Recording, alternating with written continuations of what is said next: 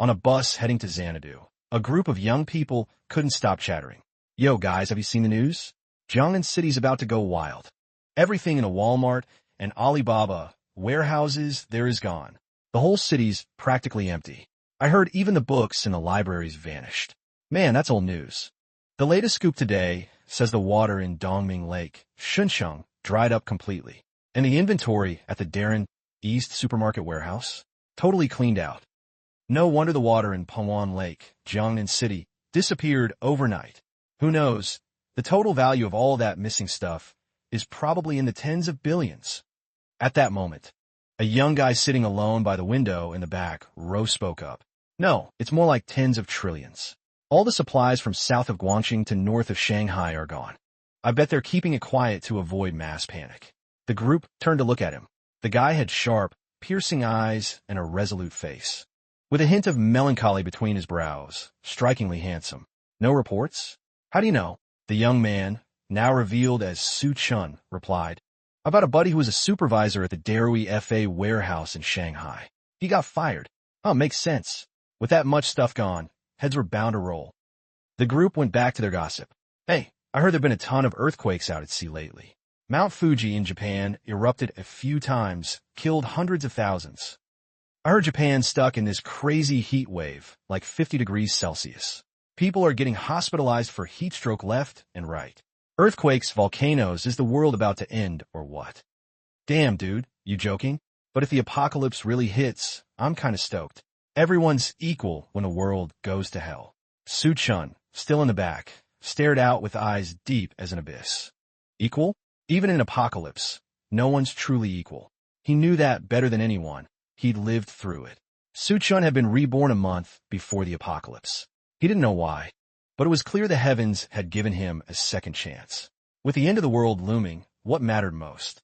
Supplies, obviously, but he was just a regular delivery guy, not some millionaire or billionaire. In his past life, he was still delivering food when the apocalypse hit. Luckily, the spatial ability he awakened in his previous life came back with him. A massive cube, 10,000 meters by 10,000 meters by 10,000 meters. And it came with a perk, the ability to take supplies for free. Plus, his spatial teleportation skill from his last life. That came back too. He could move 3 meters through space in an instant. In the apocalypse, he'd used that skill to scavenge supplies from abandoned buildings and escape danger. Once, when a mutant beast chased him, he teleported into a building to safety. After that, he'd gone on a nationwide $0 shopping spree. He drained 2 freshwater lakes, looted cities doomed to be destroyed in the apocalypse, and amassed a massive stockpile of supplies. Now, he could finally breathe a little easier. Su Chun pulled out his phone and opened Weibo, searching for trending keywords about the recent disappearances of supplies. Today's news. The East African Rift Valley's depth has increased, reaching a maximum of 5,000 meters, with severe ground fissures. Undersea volcanic eruptions and tsunamis have been frequent lately. Coastal residents are urged to prepare for natural disasters. A 7.0 magnitude earthquake struck Kenichi again. Mount Fuji erupted, and volcanic ash pollution around the area is severe. Su Chen tapped into the comments and typed quietly. OMG, unbelievable. The world's about to end. Stock up on supplies, people. But when he hit post, a notification popped up. This comment violates community guidelines and has been deleted. Looks like the government can't control the narrative anymore, Su Chen muttered, too lazy to care. Lately, with natural disasters and extreme weather, apocalypse theories were everywhere. Officials, fearing panic, were cracking down on those comments. They know the end is coming, don't they? Earth is experiencing intense activity, and localized disasters may occur. Please take precautions. The situation is under control and won't affect daily life. Don't panic. Su Chen glanced at his phone and gave a cold smirk. Just as he was about to doze off, his phone rang. Jiang Xiaotian. Seeing the name, Su Chen's fists clenched, and a flicker of killing intent flashed in his eyes. After a moment, he took a deep breath and answered. Hey, Su Chen. What the hell are you doing? This is so childish. Selling the house. You think I care about your damn house? What I want is your attitude.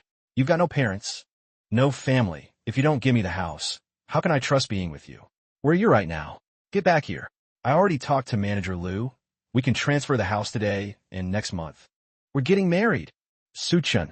Anything else? What's with that attitude? Keep this up, and you'll never marry me. I'm on my way back to Xanadu. We'll talk later. He hung up. A surge of hateful memories flooded his mind. In his past life, Suchun had led Jiang Shaotian and others through the apocalypse. Because of his spatial teleportation and storage abilities, he always hid his powers. Thanks to his spatial storage, he was the best at gathering supplies. Whether scavenging warehouses or teleporting, he had the edge. Most of the food for Jiang Shaotian and Wang Haoyu came from Suchun. They barely went out to scavenge, relying entirely on him. Wang Haoyu occasionally tagged along, but that was it. Without Suchun, Jiang Shaotian and her crew would have starved. After leading them to a safe zone, they still needed supplies since the zone couldn't support everyone. Suchun spent most of his time scavenging for them. Once, while scavenging with Wang Haoyu, they encountered a mutant beast. It bit Wang Haoyu's artery. Though Suchun killed the beast, Wang Haoyu was bleeding out. Without thinking, Suchun pulled gauze from his spatial storage to bandage him. That mistake cost him his life. That day, Jiang Shaotian suddenly volunteered to scavenge with him. Suchun didn't think much of it and brought both her and Wang Haoyu. They ambushed him. A sharp blade pierced his chest, the cold spreading through his body and soul. When he turned, he saw Jiang Shaotian's cruel, mocking face. Then they lured a horde of mutant beasts, and Suchun died brutally under their jaws. He still remembered their ugly faces and words before he died. If he dies, all the supplies in his spatial storage will spill out. Yeah, who knows how much that bastard's been hiding. Can't wait. He's dead now, so we don't have to sneak around anymore. Every time he recalled those memories, Suchun felt his flesh being torn apart by mutant beasts all over again. Looking back, he'd been a fool in his past life, trusting and supporting those snakes. 5 years. He survived 5 years in the apocalypse. He led them to the safe zone, only to die by their hands. Wang Haoyu, Jiang Shaotian, you'll pay for this. No one gets off easy. I'll make you feel the pain I suffered 100, 1,000 times over. Taking a deep breath to calm himself, Suchun called Manager Liu. Manager Liu, lower the house price. One-time payment, 700,000 yuan. Can you find a buyer today? Cool. I'll wait for your update. Hanging up, Suchun stared out the window, his thoughts drifting back. In his past life, the world ended. The Earth's core expanded rapidly due to abnormal solar energy releases. Atmospheric temperatures spiked, and tectonic shifts became frequent. The shifts hit the oceans hardest, with massive seawater surges flooding the land. Then came volcanic eruptions. Japan, the closest nation, was swallowed by magma. Volcanic ash filled the skies, blanketing the world. Temperatures soared past 90 degrees Celsius. When the ash cleared, the world had changed. Earth expanded tenfold, ushering in a new world, a new order. Scorching heat, earthquakes, floods, eternal darkness, bitter cold. Suchun safe. That was the catastrophe he'd survived. This time, he'd go it alone. From now on, he'd only trust the blade in his hand. Back in Xanadu, Suchun stepped off the bus and spotted Jiang Shaotian waiting outside the real estate office. She'd probably heard about his call to Manager Liu. And standing next to her was Wang Haoyu, her so-called best friend and sworn brother. Now, it was clear they'd been cheating behind his back for a while. A glint of murderous intent flashed in Suchun's eyes. I'll play with you too slowly. As Suchun approached, Wang Haoyu, cigarette dangling from his mouth, pulled out a baseball bat and strutted toward him with a sneer. You damn bastard, Suchun. Who told you to sell the house? You dare sell our house, and I swear you won't see tomorrow's sunrise. Suchun stared at Wang Haoyu with a blank expression. You talking to me? Wang Haoyu stepped forward and shoved Suchun. Who else would I be talking to? A dog. You've got 2 seconds to get on your knees and apologize. Wang Haoyu's eyes bulged. The hell? Suchun, you think you're tough now? Talking to me like that? You believe I'll... Before he could finish, Suchun lunged forward, grabbed his throat, and slammed him to the ground. Time's up. Ah, Jiang Shaotian screamed, rushing to pull Suchun off. Let go. What are you doing? Help. Someone's trying to kill him. She kept shoving Suchun, but in a flash of anger, he turned and slapped her across the face. Jiang Shaotian's cheek instantly turned red and swollen. She collapsed to the ground, her mind blank. Wang Haoyu, gasping, stared at Su Chun in horror. Let go. His voice was hoarse, barely able to form a full sentence. Su Chun locked eyes with Wang Haoyu's reddening face. Don't worry, you won't die that easily. A cruel smirk curled at the corner of his mouth. Then, Su Chun released him. Wang Haoyu, still coughing and clutching his throat, stared at Su Chun in terror. The image of that ruthless smile burned into his mind. Su Chen's gaze shifted to Jiang Xiaotian. The moment their eyes met, she instinctively stumbled back 2 steps. This was the aura of someone who'd walked through piles of corpses, a killing intent forged in blood. How could a sheltered princess like her withstand it? Su Chen slowly stood, and walked toward the real estate office. Manager Liu, watching the scene, was too stunned to speak. It wasn't until Su Chun was completely gone that Jiang Xiaotian, trembling, scrambled to Wang Haoyu's side. Xiaoyu, are you okay? Wang Haoyu, still coughing violently, struggled to his feet. His legs shook, and his pants were soaked at the crotch. Damn, that bastard Su Chun, just you wait. With Jiang Xiaotian's help, Wang Haoyu stood, his bravado shattered, but his mouth still running. Su Chun didn't give them a second thought. Wang Haoyu had a thug of an older brother in Xanadu, who'd never taken Su Chun seriously. After this humiliation, he definitely wouldn't let it slide. Jiang Xiaotian, regaining her composure, glared at Su Chun. Su Chun, while I'm still calm, get on your knees and apologize. Otherwise, you'll never marry me. Su Chun, who'd heard her call him a filthy dog in his past life, remained stone cold. Jiang Xiaotian clutched her swollen cheek, staring daggers at him. Fine. Fine. Don't regret this, Su Chun. Wang Haoyu pointed at Su Chun, shouting, just wait, you bastard. But the moment Su Chun turned to look at him, Wang Haoyu flinched and bolted. Jiang Xiaotian hurried after him. Su Chun is Northith. Trash. In his past life, Wang Haoyu had followed him into the safe zone and somehow sweet-talked his way into becoming a team leader. This time, Su Chun wouldn't give him that chance. Inside the real estate office, Manager Liu cautiously approached. Mr. Su, you all right? Su Chun waved it off. I'm Fine. Found a buyer yet? When's the payment? When Su Chen's parents passed, they left him a 3-bedroom apartment. It wasn't a prime location, but it could still fetch $1 million. Now, listing it at 700,000 yuan, it was sure to sell fast. Manager Liu hesitated. So, it has to be a full payment, right? Su Chen nodded. Yeah, full payment cash. He didn't have time to wait for bank loans. Manager Liu thought for a moment, then said, all right, let's do it. I talked to my colleague, and we'll buy the apartment ourselves. Sound good? Su Chen, no problem. Can you pay today? Manager Liu, absolutely. I'll call my colleague now, we'll sign the contract, and transfer the money. Su Chen's apartment was worth 1.1 million, but he was selling it for 700,000, a 400,000 discount. For Manager Liu and his colleague, this deal was as good as their annual profits. The colleague, a woman, was so excited her hands trembled as they signed the contract. Su Chen didn't care. He needed cash fast to buy supplies. Once the contract was signed, Manager Liu relaxed about the property transfer. Mr. Su, you can transfer the title anytime. Just let me know when you're ready, Manager Liu said with a smile. Su Chen, 1 week from now. Deal. A week later, Manager Liu could pick any house he wanted, if he dared to live in it. Despite the global disasters, earthquakes, tsunamis, volcanic eruptions, Xanadu, nestled in the inland plains, was far from the chaos. The government kept debunking doomsday rumors, so life here carried on, as usual. But the air was getting hotter by the day. After securing the money, Su Chun returned to his neighborhood, an area originally filled with warehouses. As industries moved west, the warehouses were abandoned. Developers eyed the land for a commercial complex, but locals refused to sell unless offered 10 million. So the warehouses stayed untouched. Su Chun loved this warehouse. It was massive, once used for storing heavy industrial machinery. Today he tracked down the owner, an older woman living inside. Though it had electricity and water, her life there wasn't exactly stable. When she heard Su Chun wanted to rent the warehouse, her eyes lit up. How long you renting for? 1 week.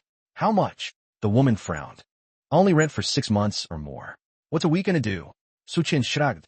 This old warehouse is abandoned. You're lucky I'm renting it all.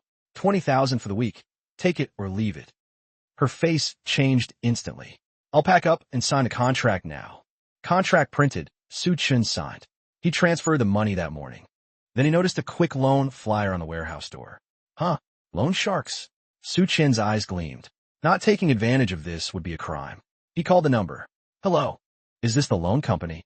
A lazy male voice answered. Yeah, you looking to borrow? Come to our office. Su Chen. Cool, give me the address. I'm on my way. 12, Siefeng Road. Hanhai International, office building, 14th floor, suite 1405. Got it. Su Chen took a taxi, clutching his property deed. Perfect for collateral, right? Bank loans were too complicated, credit checks, waiting periods. Plus, Su Chen had already taken out too many online loans to qualify. At the loan office, a pot-bellied middle-aged man sat inside. Su Chen froze when he saw him. Isn't that Wang Haoyu's older brother? Wang Dahai. During the apocalypse, when Su Chen traveled with Wang Haoyu, he'd met this guy a few times. Wang Dahai died in a mutant beast jaws, which was why Wang Haoyu stuck with Su Chen. Back then, Su Chen had no idea this guy was a loan shark.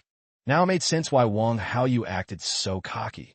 He had a loan shark brother backing him up. Wang Dahai looked at Su Chen. You the one who called? Su Chen flashstagarin. That's me. How much can I borrow? I've got a house. Wang Dahai's eyes lit up. A house? Nice. Let me see the deed. Su Chen handed it over. Wang Dahai squinted at it. Your place isn't worth much. I can give you 500,000 tops. Su Chen fucked up fron. 500,000? My house is worth $1 million on the market. Wang Dai a cigarette. Market price is market price. You're borrowing here. We don't pay market rates. Houses are hard to sell these days. Su Chen Lindin, urgent. I need another 100,000. Wang Dahai narrowed his eyes, stepping closer and lowering his voice. What's the deal? You in trouble? Su Chen gritted his teeth. I've got debts to pay. 1 week. I'll pay it back next week. Don't worry. Add extra interest if you want. Wang Dahai's eyes glinted. A gambler. His favorite kind of client. Once they're hooked, they'd sell their own parents. Looks like I'll clean this guy out today. My loan company's all about helping folks in a pinch. All right, 600,000 it is, but you'll sign for $1 million. That's the rule. Wang Dahai pulled out a cigarette, eyeing Su Chen. Su Chen, feigning hesitation, snapped a photo of the property deed. Fine deal. Wang Dahai snapped his fingers, and a man in a suit promptly handed over a pre-printed contract. Su Chen signed it without a word. The money hit his account instantly. As he left, Wang Dahai called out with a grin, pay off your debts and come back if you need more. Lighting his cigarette, Wang Dahai muttered, still trying to clear his debts, the idiot. The suit behind him chimed in. If we get more guys like him, we'll be swimming in cash. Meanwhile, Su Chen had barely stepped out of the loan office when Wang Haoyu stormed up, cursing, with Jiang Xiaotian in tow. Wang Haoyu had changed into fresh pants. Sis, don't stop me this time. That bastard's gonna pay. He dared lay a hand on me. I'll have my brother take him out. Jiang Xiaotian crossed her arms, fuming. Kill him, and what about the house? It's worth over $1 million. Can you cough up that kind of money for me? Wang Haoyu tugged at her, lowering his voice. Sis, you don't get it. My brother's a gangster with plenty of tricks. We'll make him hand over the house. No problem. Plus, you're fed up with him, right? We gotta teach him a lesson. Jiang Xiaotian gritted her teeth. That filthy dog dared hit me, played me, and then ghosted. Do it. Wang Haoyu nodded. Sis, I'll get my brother to deal with him. He's got serious clout in Xanadu. As they stepped out, Jiang Xiaotian suddenly spotted a familiar figure. Xiao, you look. Isn't that Su Chen? Wang Haoyu squinted. Yeah, that's him. What's he doing here? Jiang Xiaotian shook her head. No clue. Wang Haoyu's eyes darted. Come on, let's follow him. I want to see what this guy's been up to. All right, let's go. Jiang Xiaotian was still livid. He hadn't apologized or signed over the house. How dare he? She was just claiming what was rightfully hers. What'd she done wrong? They trailed Su Chen by car. Su Chen, meanwhile, had taken a taxi to the Luching Hotel. In his memories, Luching Hotel had withstood every disaster without collapsing. Other buildings crumbled under seawater surges and rapid temperature swings, but Luching stood strong until the end. It was a luxury hotel, and the presidential suite was supposedly top-notch. It even had a swimming pool. It'd be perfect as a long-term base. During his $0 shopping spree with his spatial ability, he hadn't grabbed enough essentials. Ice and charcoal weren't stocked in supermarkets or warehouses. With extreme heat and cold coming, survival depended on those. He'd also need ice machines and heaters, things he couldn't snag for free. Those required cash. And food, of course. Sure. He looted plenty from warehouses, but nothing beat hot, fresh meals straight from a kitchen. So, Su Chun headed to Luching Hotel. It wasn't far from his neighborhood, about a kilometer away. The first 5 floors were dining areas, with guest rooms above. Hello, I'd like to order 1,000 banquet tables. Su Chin's request left the waiter dumbfounded. How many? 1,000 tables? Su Chun scanned the hotel's grand, glittering lobby.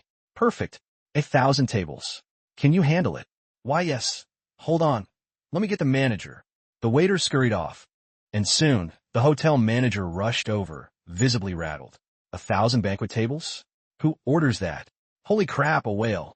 Each wedding banquet table at their hotel started at 5,000 yuan. High-end ones could hit tens of thousands, even 100,000 per table. 1,000 tables? That's at least 5 million. The manager, buzzing with excitement, froze when she saw Su Chun. Huh? Young, commanding, intense. Definitely a second-generation tycoon in disguise. Hello, I'm Lu Xinrui, the hotel's service manager. Su Chun glanced at her, about 5 feet 6 inches. Polished and poised, worthy of managing a high-end hotel. Her figure and aura outshone Jiang Xiaotian by miles. Hello, 1,000 tables. Can you do it? Lu Xinrui nodded eagerly. Absolutely. Shall we discuss inside? No need. If you can do it, start now. I'll pay a deposit and the rest in a week. Perfect. What style are you looking for? Our standard tables are 10,000 each. Online bookings range from 30,000 to 100,000. 10,000 per table, 1,000 tables, 10 million total. I'll deposit 500,000. Lu Xinrui's face twitched slightly. A 500,000 deposit, all right, fine. For a big spender like this, the deposit size didn't matter. Business was about finesse. Su Chun transferred the money without a word and left an address. When it's ready, contact me for delivery here. Lu Xinrui lowered her voice. Mr. Su, are you getting married? Su Chun thought for a second and said casually, yeah, getting married. When's the wedding? Have you booked a venue yet? Just do your job well and contact me soon as it's ready. Lu Xinrui nodded quickly. Got it. Su Chun post. Oh, do you have a presidential suite? If so, I'll book one for 5 days from now. Lu Xinrui beamed. We do. You can reserve it now, 13,000 yuan a night. Su Chun transferred the payment. Lu Xinrui's eyes sparkled as she looked at him. Good Lord, he's planning a honeymoon. Presidential suite booked, and all. Whoever marries this guy is set for life. Su Chun was pleased too. A 500,000 deposit, and the food problem was solved. As for the final payment, in the apocalypse, with temperatures soaring, a block of ice could be worth hundreds of millions. As Su Chun left Luching Hotel, Jiang Xiaotian and Wang Haoyu watched, stunned. He's gone? What was he doing here? This is a 5-star hotel. Heard a meal costs millions. Wang Haoyu muttered. Jiang Xiaotian thought for a moment. Let's go check. They walked in and saw Lu Xinrui directing staff in the banquet hall. They approached her. Excuse me, what was that guy here for? Jiang Xiaotian asked. Lu Xinrui blinked. You mean Mr. Su? She sized up Jiang Xiaotian, mentally noting she didn't measure up in looks or presence. Why do rich guys go for girls like this? Your boyfriend. Wow, you're lucky. He just ordered 1,000 banquet tables from us, 10,000 each. You put down a 500,000 deposit. Having a boyfriend like that? You've hit the jackpot. Jiang Xiaotian froze. Wang Haoyu was equally stunned. 1,000 banquet tables. Jiang Xiaotian's face was full of disbelief. No way. He has the money to book a 10 million yuan banquet. Lu Xinrui sized her up. Haven't you two been together for a long time? Known each other for years. Jiang Xiaotian nodded. How do you know? Su Chun had been chasing her since college, pursuing her for 4 years. After graduation, they both stayed in Xanadu. Of course, Jiang Xiaotian was more interested in the house Su Chin's parents left him. Lu Xinrui smiled. You didn't know? Rich guys love playing the hidden identity game these days. They're afraid their partners are after their money, so they only reveal the truth when it's time to tie the knot. Jiang Xiaotian's heart raced. Lu Xinrui's words made her rethink everything Su Chun had done. That filthy dog. Is he really a secret second-generation tycoon? So, do they sometimes disappear before the wedding or act violently? Jiang Xiaotian asked, a hint of worry in her voice. Lu Xinrui nodded matter-of-factly. Of course. Sometimes we can't understand what these wealthy folks do, but they always have their reasons. Wang Haoyu stared at Jiang Xiaotian. So, that punk Su Chun is actually loaded? He still couldn't buy it. This guy a tycoon? If so, why did he let himself get pushed around before? Was he some kind of masochist? Lu Xinrui pulled out the transfer receipt. See for yourself. 500,000 just wired. Jiang Xiaotian was stunned. Su Chun was really a rich man. She and Wang Haoyu left the hotel in a daze. A hotel, a 10 million yuan banquet. It was confirmed, wasn't it? Sis, you've been with him so long and never noticed anything off? Wang Haoyu asked. If I had, I wouldn't have tried to take his house. That was picking up sesame seeds and losing a watermelon. Wang Haoyu nodded. Fair point. So sis, what do we do now? Jiang Xiaotian touched her still swollen cheek, feeling a mix of nerves and excitement. That filthy dog's good at playing games. He hit me before, probably to teach me a lesson, and then secretly booked a wedding banquet without telling me. She was fuming. That jerk Su Chun kept this from me for so long. Wang Haoyu thought for a moment. Sis, he booked 1,000 tables. Who's he inviting? That's a ton of money. Jiang Xiaotian shot him a look. Don't you get it? He's rich. I'm his official girlfriend now. So of course he's got to introduce me to his family and friends. Show me off to all the other rich folks. Wang Haoyu's eyes burned with envy. He reached out to touch her, but Jiang Xiaotian slapped his hand away. What are you doing? I'm about to be a rich man's wife. Don't ruin my reputation. Wang Haoyu grinned. Then I'll be the right-hand man of the rich man's wife. Jiang Xiaotian practically preened at his flattery. Cease. What's the plan now? Go butter him up. Jiang Xiaotian scoffed. Butter him up? I'm about to be a tycoon's wife. Why would I grovel? So what do we do? She thought for a second. We stage a chance encounter. Let's see what that filthy dog's up to. Wang Haoyu's eyes lit up. Sis, you're brilliant. Worthy of being a tycoon's wife. And just like that, Jiang Xiaotian had draped herself in the fantasy of being a rich man's bride. If Su Chun knew, he'd probably let her live in that dream a bit longer. Because nothing hurts more than falling from paradise to hell. Meanwhile, Su Chun was checking his phone's balance. The house sold for 700,000 yuan, and the loan shark gave him 600,000. He'd spent 500,000, leaving 800,000. 800,000 doesn't seem like enough. He pondered. Even with deposits, it wouldn't cover what he needed next. Wait, online loans. Not taking out online loans now would be a wasted opportunity. Back home, Su Chun started downloading every loan app he could find. All day. He installed over 80 apps and took more than 30 selfies for verification. The loans ranged from 3,000 to 30,000 yuan. In the end, he secured 970,000 yuan. Looking at his haul, Su Chun felt today had been incredibly productive. That evening, he didn't waste time. There were still things to buy. He purchased a heater and an ice machine. Then contacted coal and ice factories in the city. The coal would be delivered directly, but he'd need to visit the ice factory tomorrow. Since it was summer, coal was cheap, 2,500 yuan per ton. Su Chun ordered 2,000 tons, totaling 5 million. He paid a 500,000 deposit, promising the rest upon delivery. Whether he'd pay the balance. Well, that was obvious. Where'd he get the money? The day before, he'd contacted the ice factory to order 2,000 tons of ice. For a large-scale ice plant, producing that much would take 2 or 3 days. After breakfast, Su Chun was about to head to the ice factory when he spotted Jiang Xiaotian and another girl approaching. Su Chun, you're eating breakfast here too. Jiang Xiaotian feigned surprise. This chance encounter was, of course, planned. How did they know his schedule? Wang Haoyu had been tailing him. Su Chun frowned at Jiang Xiaotian. Why is she here all of a sudden? She never gets up this early. Oh, isn't that Su Chun? Long time no see. Tian's been missing you like crazy, the other girl said. Su Chun's eyes locked onto her. Lina, Jiang Xiaotian's college friend. In his past life, Lina starved rather than share food with him during the apocalypse. Before that, she'd filled Jiang Xiaotian's head with bad ideas, including the one about taking his house. Like Jiang Xiaotian, Lina was a gold digger. He'd heard from classmates that she frequented high-end clubs, and what she did there was no mystery. She misses me? Misses what? My house. Lina's expression shifted. She glanced at Jiang Xiaotian, her shock barely concealed. Su Chun had always been obedient, bending over backward to please Jiang Xiaotian. He'd never dared offend Lina, even going out of his way to get on her good side, so she'd put in a good word. She'd once considered adding him to her harem of simps. Now, he had the nerve to talk like this? Lina looked at Jiang Xiaotian. So, her claim about Su Chun being a secret tycoon is true. Jiang Xiaotian opened her mouth, but Li Na cut in. Oh, Chun, come on. Tian was just testing your loyalty before. How could you hit her? Don't you know how heartbroken she was? Jiang Xiaotian played along, wiping fake tears.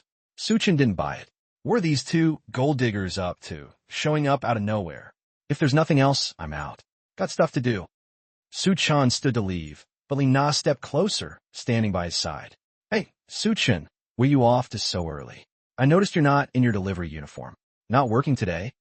Jiang Xiaotian chimed in. Su Chun, you're not working today? If you're free, maybe we could hang out a bit?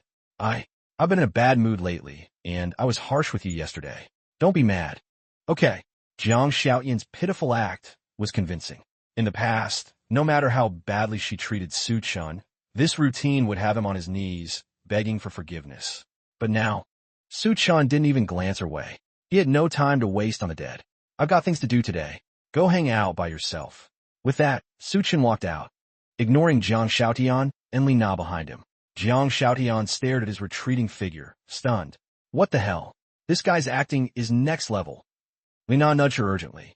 What are you standing there for? Follow him. He's definitely loaded. This is his final test for you. Tian, when you're a rich man's wife, don't forget your best friend. Her words snapped Jiang Xiaotian out of it. She could already picture herself as a tycoon's wife, surrounded by a dozen servants. A life she'd never dare dream of. Now within reach thanks to that filthy dog Su Chun. Li Na grabbed her arm. Let's go. Su Chun's getting in a taxi. We gotta keep up. Li Na's words yanked Jiang Xiaotian out of her rich wife fantasy. She quickly hailed a taxi to follow Su Chun's car. Su Chun had no idea he was being tailed. On the way, he'd already arranged a meeting with the ice factory. It was summer, so the ice business was booming, but Su Chun's order was massive, 2,000 tons of edible ice. At current market prices, edible ice cost 400 yuan per ton. 2,000 tons? That's 800,000 yuan. A deal this big made everyone take notice. Su Chun arrived at the Ronghua ice factory on the west side of the city. The owner, Wu Ronghua, was a local legend. Once a mere employee at an ice plant, he bought it out when business took off. Over time, Wu Ronghua had dominated Xanadu's ice industry. From industrial to edible ice. For bulk orders, Ronghua was the only game in town. Su Chun reached the factory gate, where Wu Ronghua was waiting. You must be boss Su? Wow, you're young. Su Chun eyed Wu Ronghua, a sharp-looking middle-aged man. In his past life, Wu Ronghua died in the factory during the first wave of apocalyptic heat. Ironic for an ice plant owner. The factory should have withstood the extreme heat, but a power grid failure and a broken backup generator left it paralyzed. Dozens inside succumbed to the heat. Su Chun shook his hand. Mr. Wu, we discussed this over the phone. 2,000 tons of edible ice for 100 yuan per ton, 800,000 total. How long will it take? Wu Ronghua was taken aback by Su Chun's directness. This kid means business. Patting his chest, Wu boasted, our ice factory isn't just talk. It's top tier, probably the best in the country. 3 days. 2,000 tons in 3 days, no problem. Su Chun nodded. All right, deliver it to this address in 3 days. He handed over a slip of paper with a warehouse address. Wu Ronghua took it eagerly, grinning. Done. No issue. About the deposit, Su Chun pulled out his phone. I'll transfer 100,000 now. Wu Ronghua's smile widened. Perfect. We're set. Su Chun sent the 100,000 yuan and handed Wu the receipt. An 800,000 yuan deal, sealed right at the gate. Wu Ronghua laughed. Boss Su, what do you need all this ice for? Some big event? We could work together long term. Prices are negotiable. Su Chun paused.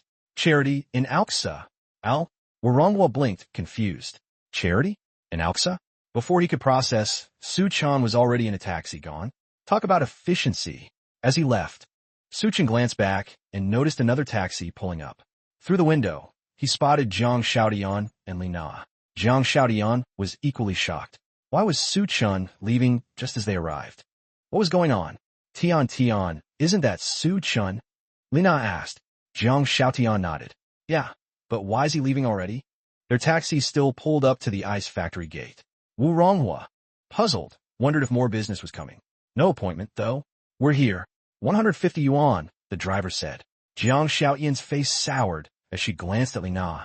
who conveniently avoided her gaze. You kidding me? Chasing a guy. And I'm stuck with the fare? Grudgingly, Zhang Xiaotian paid. As they stepped out, Lina spotted Wu Ronghua and hurried over. Mister Wu, what are you doing here? Wu Ronghua frowned. Who are you? Lina Strakapos. You forgot. I'm the one who presented you with the Outstanding Entrepreneur Award in Xanadu. Wu Ronghua's face lit up. Oh, right, you. What brings you here? Zhang Xiaotian stepped forward. Mr. Wu, that guy just now is my fiancé. What was he doing here? Wu Ronghua looked at her. Surprised. Fiancé? What's this, a detective game? Well, Boss Su just ordered 2,000 tons of ice from us. Zhang Xiaotian's jaw dropped. 2,000 tons? How much? 800,000 yuan. He paid a 100,000 deposit. Zhang Xiaotian was floored. She didn't know why Su Chen was doing this, but one thing was clear. Su Chen was loaded. A second-generation tycoon. Linarash to Gyangxiaotian is sight. Tian. Su Chen's gotta be planning something big. Why else would he need that much ice? Zhang Xiaotian stomped her foot, fuming. That jerk hid this from me for so long. Damn him. She was ready to go back and claim her place as Su Chen's rich wife. As for scheming for his assets, first, she'd see just how much he had. But when she turned to hail a taxi, she realized the cab was gone. Zhang Xiaotian and Lina stood there dumbfounded. In the industrial west of Xanadu, taxis were scarce. How were they supposed to get back now?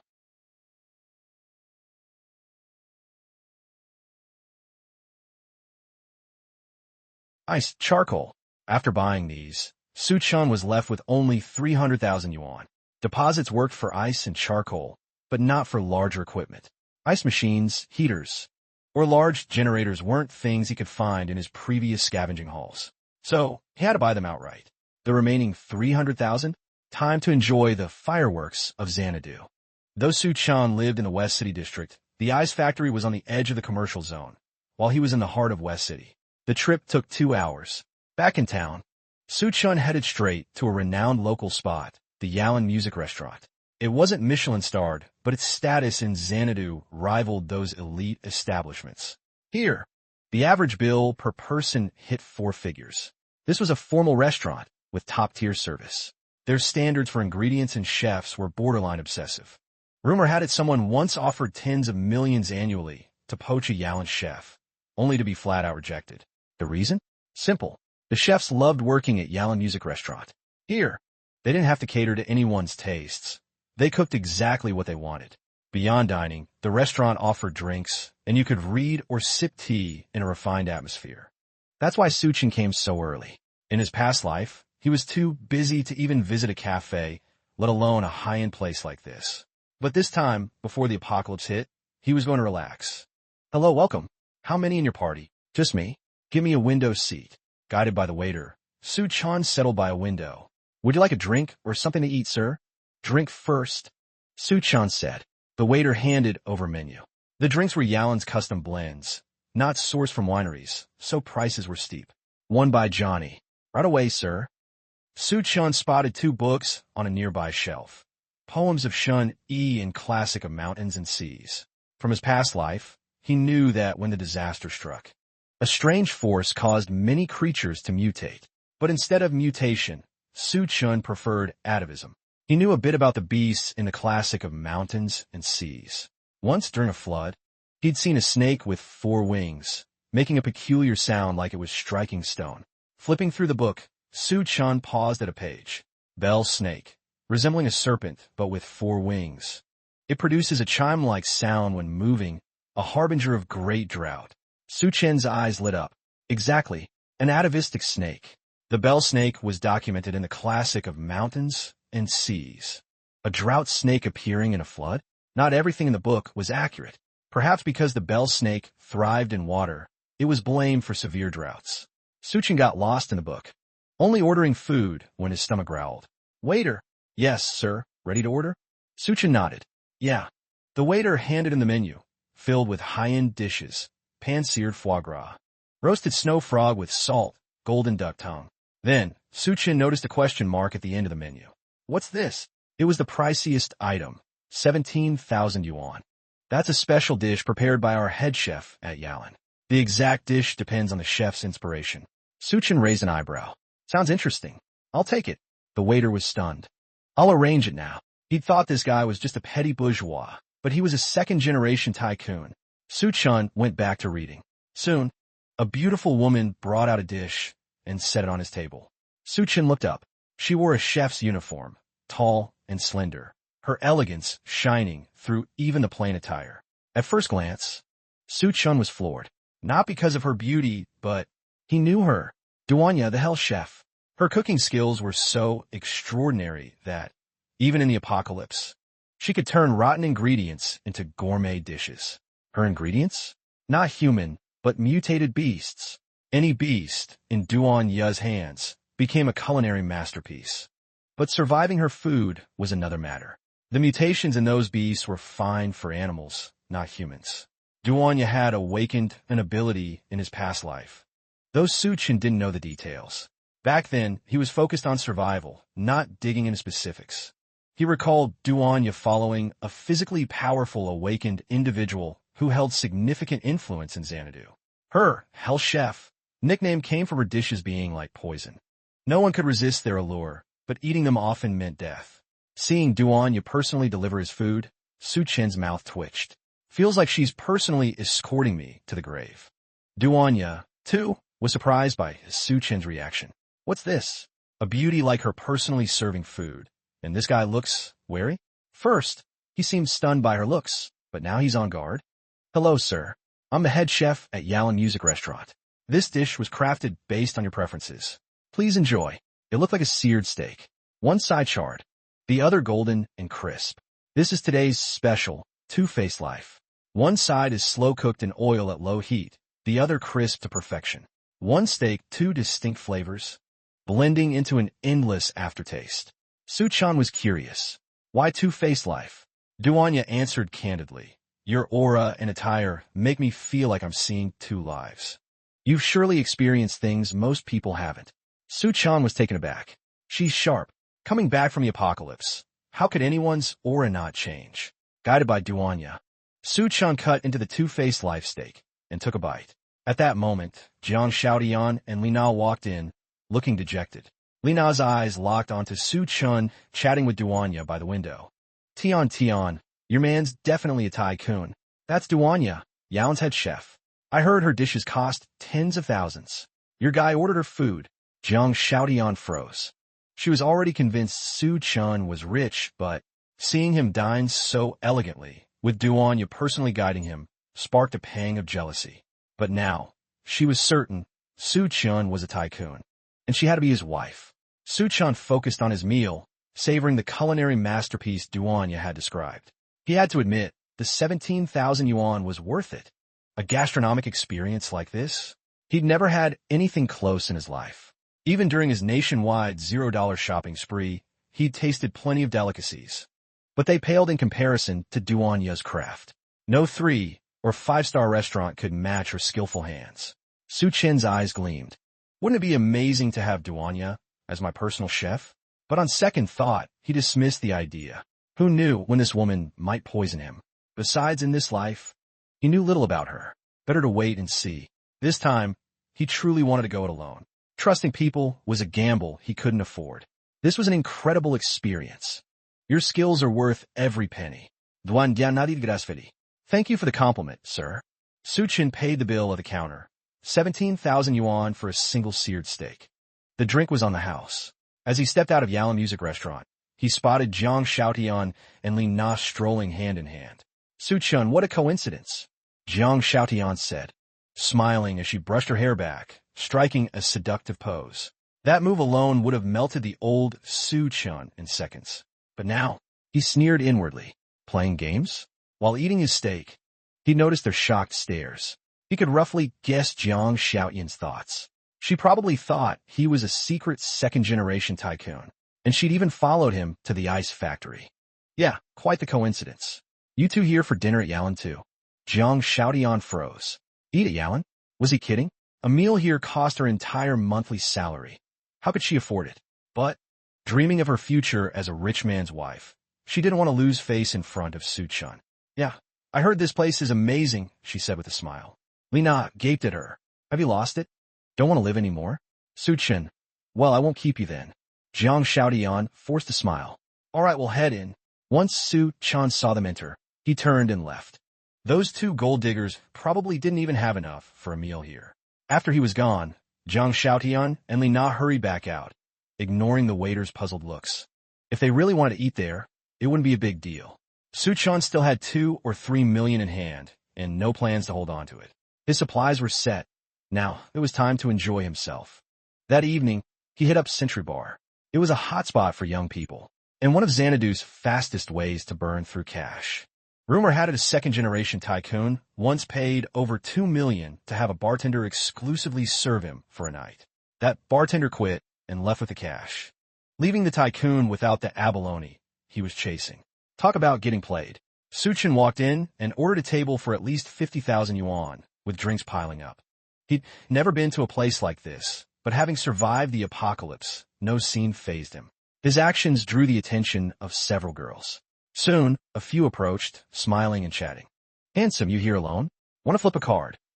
Suchin glanced at the 3 girls, dressed provocatively, with fiery figures. 2 were caked in makeup, clearly pros. The third, a stunning girl in a crop top, seemed shy, like everything around her was foreign. Old eyes, see. At his words, the girls grinned and sat down. One, either by accident or design, plopped right next to him. Handsome, drinking alone? In a bad mood? How about I drink with you? Suchin nodded. Sure, I can't finish all this myself. Let's drink. The 2 heavily made-up girls were seasoned, experts at drinking and breaking the ice. They quickly warmed up to Suchan. Girls like them love guys like Suchan, handsome, cold, with a melancholic edge, especially the shy one in the crop top. Soon, the 2 pros were tipsy and chatty. Big bro, I can tell you've got something weighing on you. That's my years of people reading talking. Suchin gave a cold smile. She wasn't wrong. He had plenty on his mind. The girl whispered, Big bro, we're actually here with Yin Yin. Her boyfriend cheated on her, total scumbag. Just because she wouldn't sleep with him, he went off with some old hag. Hateful, right? We all told Yin Yin to move on, so we brought her here. Suchan glanced at the shy, beautiful girl. She looked innocent, her allure heightened under the bar's lights. Yin Yin, sitting beside him, frowned. Why are guys so obsessed with sleeping with women? Suchin is Mirkiv. It's just a man's nature, instinct wired into our bones. Yin Yun's frown deepened. That scumbag. The moment I wouldn't sleep with him, he ran off with an old lady. So shallow. Suddenly, she looked at Suchan. Big bro, you single? He nodded. Her eyes sparkled. Big bro, ever tried a one-night stand? This guy was beyond handsome, better than the heartthrob she'd always pictured. Pure masculine charm. Suchin eyed Yin Yun's figure. Crop top, jeans, fishnet stockings, legs tucked together on the sofa, her face radiating a pure, yearning allure. Not yet, but I'm not opposed to trying. Yin Yun, emboldened by the alcohol, grabbed his hand. The 2 pros cheered, waving. That's the spirit. That scumbag doesn't deserve you. Suchin ignored them, pulling Yin Yun into his arms. She curled up like a kitten, shyly nestled against him. He whispered in her ear, Come with me. Her ears tickled, her face flushing red. Oh man. Suchan led Yin Yun to the bar's second floor, where private rooms awaited. In the dim light of the room, Yin Yun stood before him, her long legs captivating. He wrapped his arms around her waist, lifting her onto the sofa. As their desires unraveled, they collided. Perfectly matched. As Suchan slid off her underwear, ready to go deeper, Yin Yun murmured softly, It's my first time. An hour later, drenched in sweat, Suchan whispered, Stock up on food in the next few days. Yin Yun, confused, wondered why he'd say that, but she nodded slowly. Soon after, Suchan helped a wobbly-legged Yin Yun out of the private room. The scene was spotted by Wang Haoyu, who was about to enter a room with a server. Seeing the gorgeous girl with killer legs limping beside Suchan, he burned with jealousy. Damn it! Why is this guy here? That girl's at least campus queen level. How'd he pull her? Suddenly, a thought hit him. Is he cheating? No way. He had to tell his sister. The bartender grabbed Wang Haoyu's arm. Hey, handsome, what's up? Not going in. Wang Haoyu turned, seeing the bartender's face, caked in makeup, her waist barely visible under her hefty frame. Go in. Screw that, get lost. Suchan, of course, had no idea what Wang Haoyu was thinking. Spending 130,000 yuan in one night was enough to draw plenty of female attention in the bar. But Suchan ignored the fangirls. Yin Yun, however, had caught his eye. The long night passed in a blur. Through Wang Haoyu, Jiang Xiaotian learned that Su Chun had blown hundreds of thousands at the bar in a single night. The news hit her like a thunderbolt. But what shocked her most was that Su Chun had hooked up with a girl last night. Jiang Xiaotian couldn't stomach it. She was convinced he was cheating. So, she called him early in the morning. Su Chun, still asleep at the hotel, saw her name on his phone and hung up instantly, daring to disturb my sweet dreams. Once the apocalypse hit, he wouldn't get another chance to sleep this well. Jiang Xiaotian, fuming, cursed, "Su Chun, you bastard! Hanging up on me? Even if you beg, I won't forgive you." Lina beside her chimed in, "Look at that. Su Chin's definitely a second-generation tycoon, dropping hundreds of thousands in a night. Maybe his parents left him a huge inheritance after graduation." Jiang Xiaotian's eyes lit up. "Very likely. That kind of thing happens in movies all the time." Lina grabbed her hand. Tian, we're besties. When you're a rich man's wife, don't forget me." Jiang Xiaotian puffed out her chest proudly. No need to say it. Su Chin skipped the bar and headed to a shopping mall.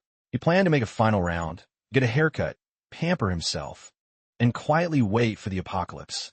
Even in the bustling mall, he felt like he was still struggling on the edge of the apocalypse from his past life.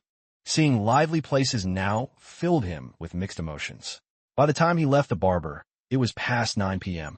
Then, he saw Wang Haoyu, Jiang Xiaotian, and Li Na storming toward him. Su Chin Fronet, what are these three clowns doing here? Acting like demons in public? Su Chun, what's your deal? Jiang Xiaotian glared, seething. Su Chun, what's up? Wang Haoyu pointed at him. Don't play dumb. You cheated last night, didn't you? At Century Bar, with some woman. Su Chin eyed Wang Haoyu. You've got 2 seconds to drop that hand. Wang Haoyu, recalling his earlier beatdown, quickly lowered it, terrified Su Chun would strike again. Su Chun turned to Jiang Xiaotian. Get lost. Leave me alone. With that, he turned to leave. Jiang Xiaotian rushed forward. Stop right there. Su Chun turned, his gaze calm, but carrying a weight that choked her words. He snorted coldly and walked off. Jiang Xiaotian, watching his back, stomped her foot in rage. That bastard Su Chun. Even if he hands over all his wealth, I'll never forgive him. Li Na sidled up, whispering, think about it. Isn't this deliberate? Rich guys love playing these games to test your reaction. Jiang Xiaotian frowned. But he's gone too far. I've humbled myself this much. And he's still acting like this. Wang Haoyu thumped his chest. Sis, don't worry. With me here, no way that guy's getting away. Jiang Xiaotian nodded, patting his shoulder. Keep tailing him. Once I'm married into his fortune, I won't treat you badly. Wang Haoyu grinned. Got it, thanks, big sis. If Su Chun knew, he'd probably just say 2 words. Utterly stupid. As Su Chun spent his final 500,000, the online orders started arriving. Hello, Mr. Su. The 20 large heaters you ordered have arrived. Can you come sign for them? Mr. Su, the 10 large ice machines have been delivered to your designated location. Where should we place them? Mr. Su, the 1,000 banquet tables you ordered are ready. Shall we deliver them now? Mr. Su, the ice is done. We'll send it to the address you provided. Hearing this, Su Chun sighed in relief. His supplies were set. He told everyone to hold off and headed to the warehouse. The heaters and ice machines were delivered first. The equipment was massive. Each heater took several people to unload. A crowd gathered around the warehouse, watching Su Chin's purchases being delivered. City folks weren't exactly tight-knit, so most were just curious onlookers. But Wang Haoyu in the crowd was stunned. He didn't know the value of the items, but their size screamed money. He quickly reported to Jiang Xiaotian. Su Chin's bought a ton of huge machines. No idea what they are, but they're being delivered to the warehouse. Jiang Xiaotian replied, got it. I'm heading over now. Li Na asked eagerly, what's up? Jiang Xiaotian. Su Chin's buying a bunch of stuff. No clue what for, but I'm gonna check it out. She was furious with Su Chun, but that didn't stop her from wanting to be a rich man's wife. No way she'd let this chance slip. After all, no matter how mad she was, becoming a tycoon's wife was the goal. Trucks lined up around the warehouse, unloading equipment under Su Chin's watch. He wasn't really directing, just observing. There was plenty of space, so they could just pile in. Soon, Jiang Xiaotian and Li Na arrived, buzzing with excitement. They spotted a delivery truck with the Luching Hotel logo. Tian. Look, isn't that a Luching Hotel truck? Li Na exclaimed. Jiang Xiaotian nodded eagerly. Yes, It's from Luching Hotel. Lina grabbed her hand, thrilled. You think he's proposing today? All the guests from every corner must be here. Jiang Xiaotian was ecstatic, but puffed out her chest. Humph. Even if he proposes, I won't say yes. Depends on his sincerity. Su Chun was overseeing the machines and ice being moved into the warehouse. Dozens of machines were delivered, and he signed for them as the workers left. The ice, 2,000 tons of it, arrived too. The warehouse felt like a freezer. The ice blocks were stacked like a wall. Mr. Su, where are we setting up your banquet? Lu Xinrui asked with a smile. Su Chun pointed to the warehouse. Inside? Near the ice wall, around that area. Put it wherever you want. Lu Xinrui didn't question it and directed her team to get to work. Jiang Xiaotian and Lina approached. Su Chun, what are you doing? Jiang Xiaotian asked, feigning surprise. Su Chun glanced at her. Buying some food and drinks. Got things to do. Jiang Xiaotian, curious, pressed, what things? Su Chun rolled his eyes, annoyed. Can you help move stuff? I'll tell you after. Jiang Xiaotian froze. Move stuff. Was he joking? She was about to be a rich man's wife. How could she do grunt work? As she opened her mouth to refuse, Lina whispered, Tian, this might be a test to see if you're worthy of being his wife. Jiang Xiaotian's eyes lit up. She looked at Su Chun and said, Fine, I'm not some stuck-up woman. Hearing Jiang Xiaotian's words, Su Chun smirked. That smile only cemented her belief in Lina's theory, that Su Chun was testing her. Of course, anyone aiming to be a tycoon's wife needed exceptional qualities and refinement. Pass this test, and Su Chun would surely reveal his grand intentions. Then, she'd rightfully claim her place as the grand lady. Not just Jiang Xiaotian, but Lina also wanted to shine in front of Su Chun. When they stepped up to help, they didn't hesitate. After all, she'd heard rich guys were often playboys. Her looks weren't bad. Maybe not the main wife, but she could still sip some of the soup. Su Chun watched them work, sneering inwardly. Since they'd enlisted Wang Haoyu to tail him, he'd figure out their game. Free labor? Why waste it? 1,000 banquet tables and 2,000 tons of ice.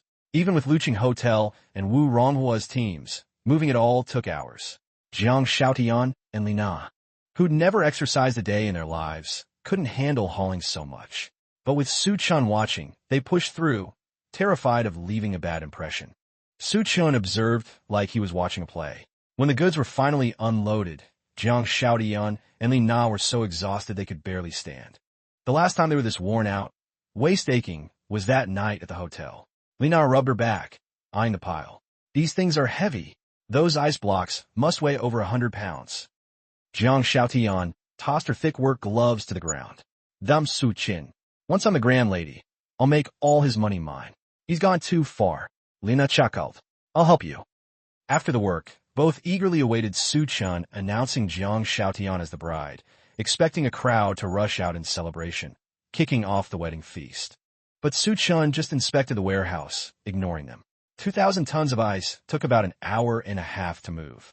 The food was done in a few hours. Su Chun handed Lu Xinrui a red envelope with 100,000 yuan. The rest will be paid within a week. Thanks for the hard work. Congratulations, Mr. Su. We'll head out now. Su Chun nodded. All right. As the Luching Hotel crew left, Jiang Xiaotian and Lina rushed over. Su Chun, what was that thing you mentioned earlier? Jiang Xiaotian asked, batting her eyes and brushing her hair. Though sweating, it only made her look more alluring, her flushed face oddly charming. Say what you will, but despite being a gold digger, Jiang Xiaotian's beauty was undeniable. In his past life, Su Chun wouldn't have been so smitten otherwise. He looked at them and sneered. I'm just really grateful for your help with the work. No reward, though. Jiang Xiaotian froze. What? That's it. Su Chun nodded. That's it. She was dumbfounded. What was this? Wasn't there supposed to be a surprise? Shouldn't he be announcing her as the bride? Why wasn't he following the script? Jiang Xiaotian forced a smile. Come on, don't joke. You got a surprise planned, right? I passed all your tests, and I'm not mad anymore. Call out the guests. Let's get married and live happily ever after. She was still dreaming of being the grand lady. Su Chun, married and living together? Oh, I'd love that, but I'm broke. Sold my house, and I'm deep in debt. You still want to follow a guy like me? Lina gasped. Stop messing around, Su Chun. Broke? You booked a 10 million yuan banquet, and 8 meals worth tens of thousands. How could you be broke? Even if you sold your house, you'd have millions. Su Chun feigned shock. Oh, all that. I was just placing orders for someone else. These machines? Someone's picking them up soon. The food and ice? They're taking it all. Jiang Xiaotian was horrified. Someone else? Who? Why would they ask you to order for them? Su Chan said some big boss doing charity in Aoxa. That's all I know. They'll come get this stuff soon. Lina giritit hertit. So none of this is yours? You didn't inherit anything. Su Chen, me? Inherit? You're overthinking it. If I had an inheritance, why would I bust my ass delivering food? With that, he ignored them, waiting for the charcoal delivery. Jiang Xiaotian glared. Su Chun, you're not a tycoon. You lied to me. Wang Haoyu ran up, pointing at Su Chun. But one look from him sent Wang Haoyu trembling, nearly collapsing. Su Chun turned to the trio. Lied about what?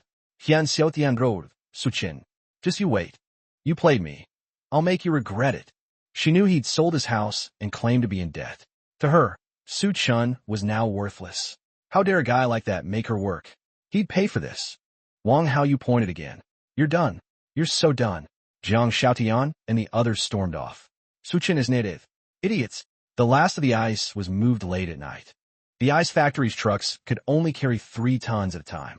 To speed things up, Wu Ronghua used every refrigerated truck he had. By evening, all the ice was delivered. Though the warehouse lacked cooling, Su Chen insisted on storing it there, so Wu didn't argue. Afterward, Su Chun handed Wu Ronghua a 100,000 yuan red envelope. The rest will be paid within a week. Wu Ronghua chuckled. No problem, Boss Su. Need anything, just call. After Wu and his crew left, Su Chun entered the warehouse, locked the door, and transferred everything into his spatial storage. The once packed warehouse was now empty. Some ice had melted, leaving the floor wet, but the loss was negligible to Su Chun. Then, his phone rang. Hello, Bossu? This is the coal market. The 2,000 tons of charcoal you ordered have arrived in Xanadu. Where should we deliver? Su Chun hadn't expected the charcoal to arrive today. Perfect timing. I'll text you the location. Deliver to this warehouse. Dozens of massive trucks lined up along the road, a grand sight. Unloading the charcoal stretched from night into noon the next day. The leader was a plain, middle-aged man with a distinct Putian accent. Boss Su, all the charcoal is delivered. Want to check the quantity? Each truck carries 50 tons, 40 trucks total. He meticulously reviewed the numbers with Su Chun, then added, you paid a 500,000 deposit. That leaves 4.5 million. Su Chun handed over another 100,000 yuan red envelope. Thanks for the hard work. The rest will be paid this week. The man nodded. All right, we're off. After all, this was a big boss's order. With such a background, no one dared stiff the goods. But after today, Su Chun would skip out on the debts, and no one would be able to collect. After the charcoal delivery crew left, Su Chun locked himself in the warehouse, gazing at the massive pile of charcoal with immense satisfaction. No matter how brutal the cold got, he was set, even after volcanic eruptions. This stockpile would keep his life unchanged. Fuel was always critical. It wasn't until evening that he finished transferring all 2,000 tons of charcoal into his spatial storage. Next, he'd head to Luqing Hotel and wait for the apocalypse. Meanwhile, Jiang Xiaotian, humiliated by Su Chen's deception, was livid. She ranted about chopping him to pieces, cursing him with every insult she could muster. Lina was equally furious. They'd slaved away for Su Chen all day, while he stood by, watching 2 delicate girls haul heavy loads. Her back ached from the strain. That bastard Su Chun deserves 1,000,000 stabs. I won't let him off. Lina shook had feast. Jiang Xiaotian glared at her. If it weren't for you, we wouldn't have been plagued by that filthy dog. I could tell at a glance he wasn't rich, but you?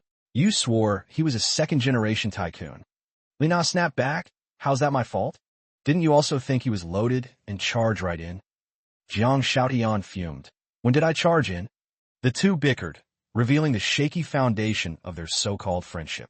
Just then, Wang Haoyu sidled up to Jiang Xiaotian.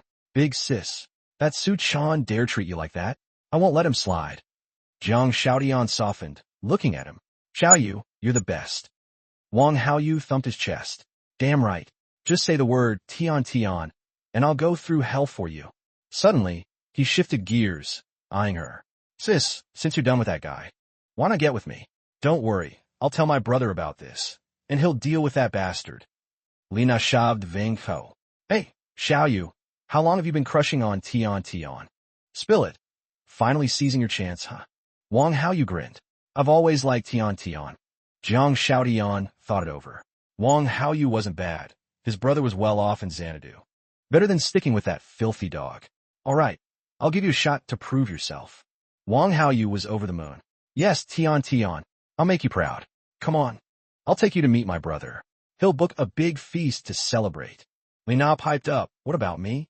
Don't leave me out. Wang Hao you laughed. Come along, Sister Na. My brother's single. You could give it a go. Li Na shot him a look. Nah. One glance at your brother, and I can tell he's no good. Still, she tagged along with Wang Haoyu and Jiang Xiaotian. She wasn't exactly a saint herself. Meanwhile, Su Chun checked into the presidential suite on the 10th floor of Luching Hotel. The suite's luxury, gym, gaming area, entertainment zone, and pool was unlike anything he'd seen. But he wasn't too excited. All this would be meaningless when the apocalypse hit. That evening, instead of dining in his room, he went down to the hotel's restaurant. The place was bustling. As a 5-star hotel, it attracted plenty of influential figures.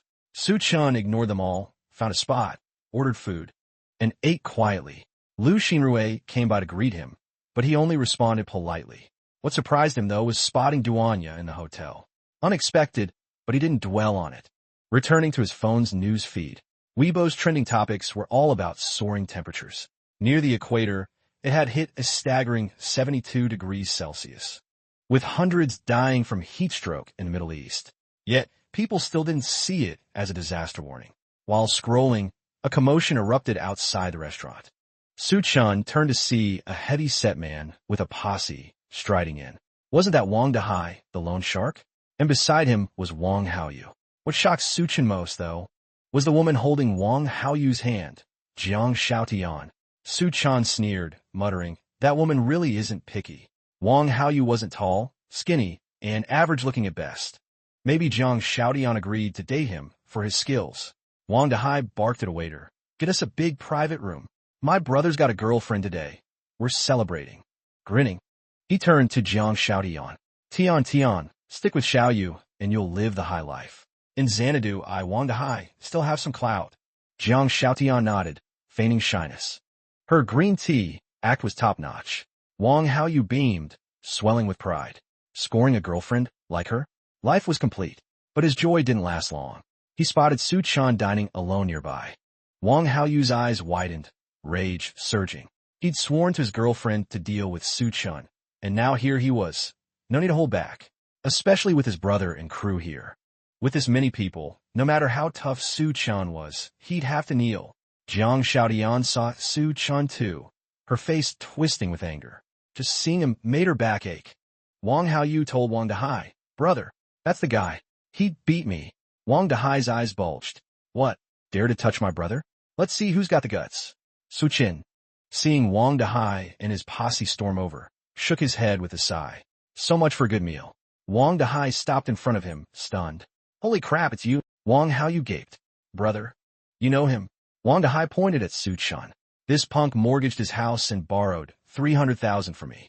By now, it's time to pay up. Jiang Xiaotian gasped. Why'd he take a loan, shark's money? Wang Haoyu grinned viciously. So he borrowed from my brother? Perfect. New grudges, old scores, all settled together. Jiang Xiaotian suddenly felt relieved she'd cut ties with Su Chun. Who knew he was this kind of guy? She thought he'd borrowed from a bank, not Wang Haoyu's brother. Li Na whispered, didn't expect Su Chun to borrow from loan sharks. He really doesn't care about his life. Facing Wang Dahai and his menacing crew, Su Chin's expression didn't change. He didn't even stand, just said lightly, something up?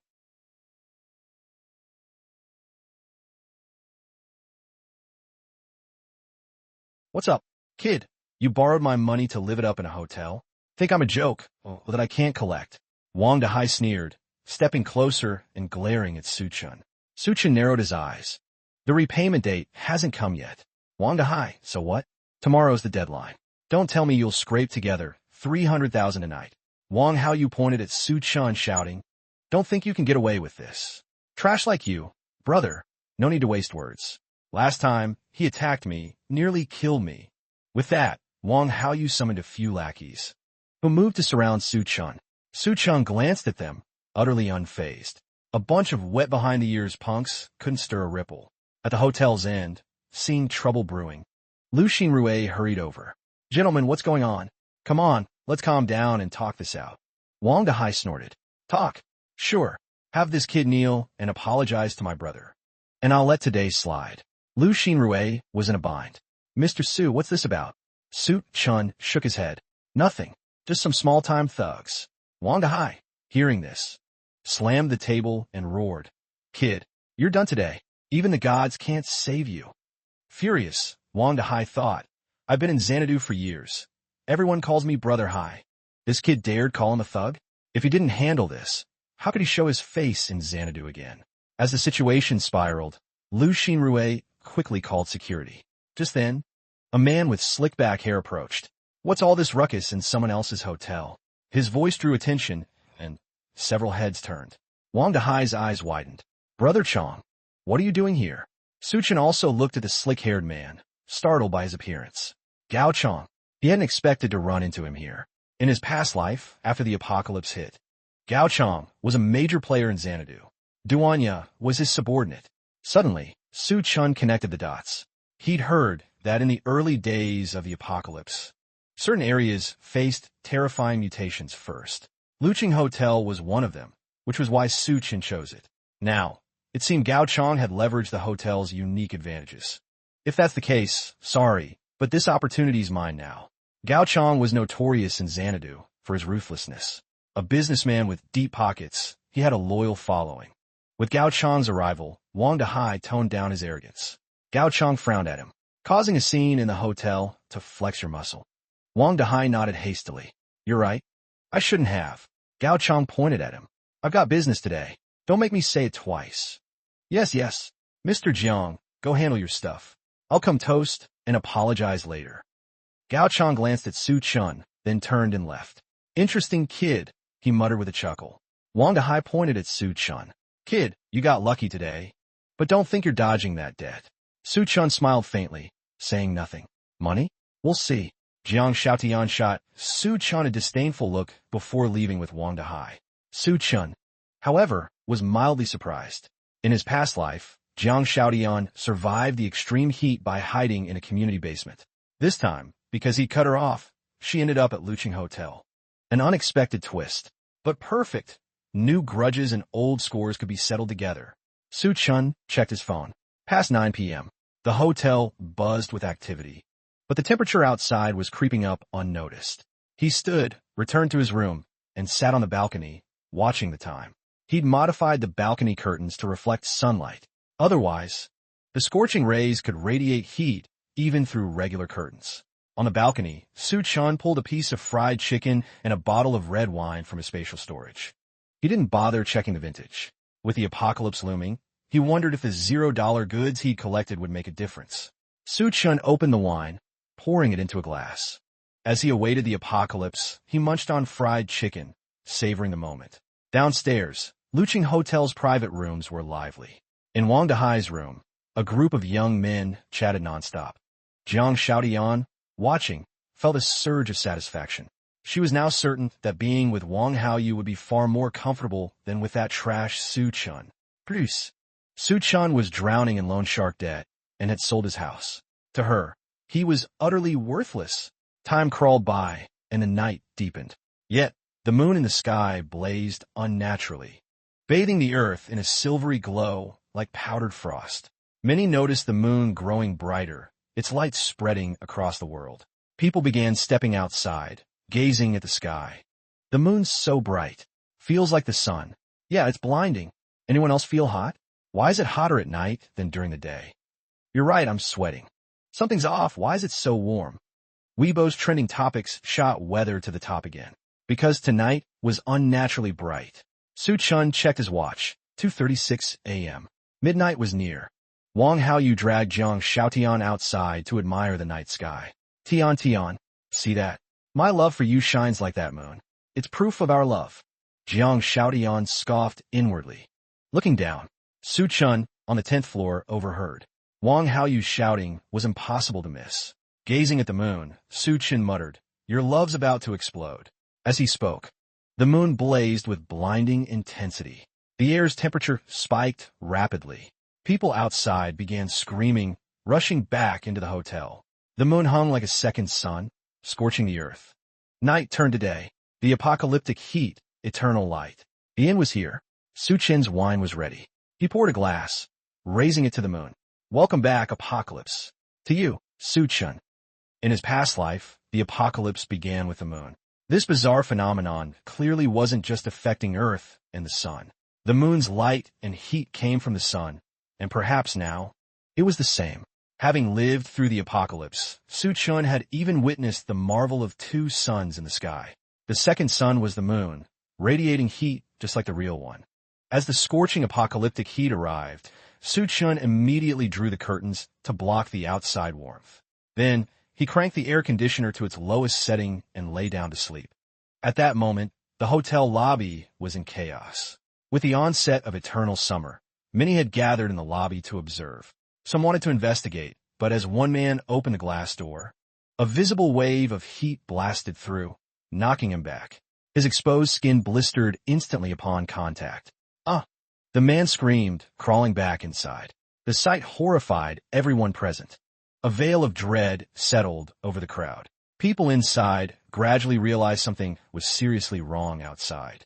Lu Xinrui quickly grabbed a first aid kit and applied burn ointment to the man. Everyone, stay inside the hotel. It's extremely hot outside. Best not to go out. Her words sent people scrambling to the front desk, desperate to book rooms. Give me 2 rooms. 2. With air conditioning. I want 1 room. Give me a room 2. Money was no object now. Just secure a room and wait for things to stabilize outside. In this heat, even reaching the parking lot a few hundred meters away was impossible. Luqing Hotel, to its credit, didn't jack up prices, keeping rooms at their original rates. Gao Chong and his group had already booked theirs. Xiaoya, want me to get you a room? Gao Chong smiled at Duanya. Duanya shook her head gently. No need, Mr. Gao. I'll handle it myself. Gao Chong didn't push, booking rooms for his business associates to rest. Meanwhile, Wang Dehai and his crew staggered out, drunk. Whoa, we're beasts. Drinking till dawn. Wang Dehai laughed heartily. Wang Haoyu spotted him and rushed over. Brother, it's not dawn. It's the moon. Before he could finish, Wang Dehai snapped. What, you think I'm blind? What nonsense? The moon? Isn't that the sun? With that, Wang Dehai headed for the door, ready to leave. Having seen the man burned earlier, Wang Haoyu lunged to stop him. But he was too late. Wang Dehai cracked the door open. Another heat wave surged in, and Wang Dehai's face smoked instantly. Ah! He collapsed, clutching his face. Wang Haoyu slammed the door shut. Brother, your face, what happened? What the hell is this? Wang Dehai bellowed. Wang Haoyu pointed outside.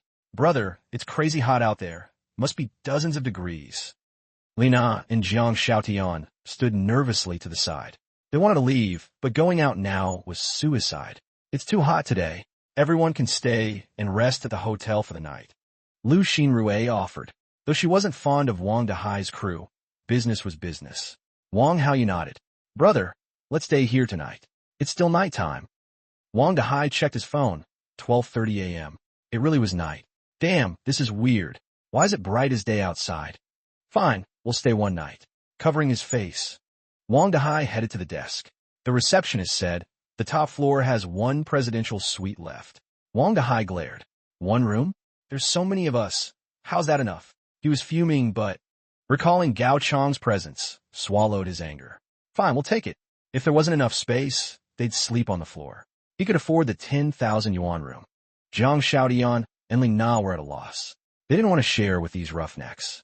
But it was the only room left. Wang Haoyu approached Jiang Xiaotian. Big sis, let's go up. It's the only room. Jiang Xiaotian hesitated. But so many people in 1 room?